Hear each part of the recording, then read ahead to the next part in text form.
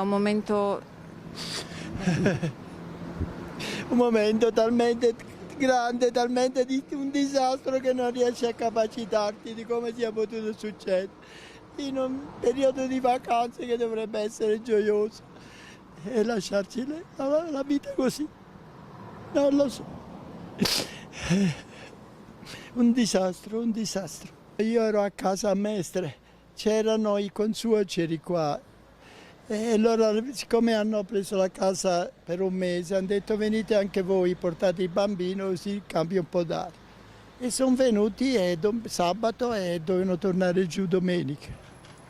Invece purtroppo niente.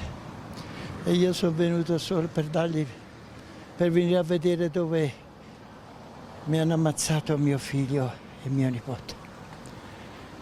Il suo consuocero come sta? Il mio consuocero è scosso, è molto scosso perché giustamente lui ha assistito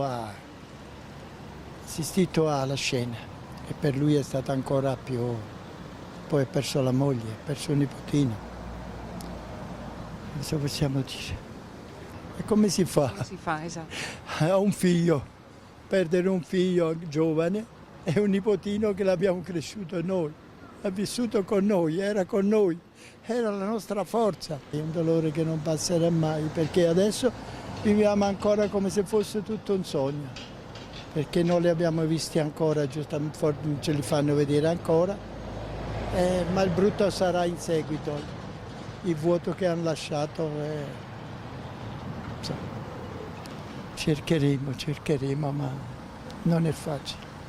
Dobbiamo dedicarci a quegli altri due che sono rimasti, Grazie. perché sono senza padre.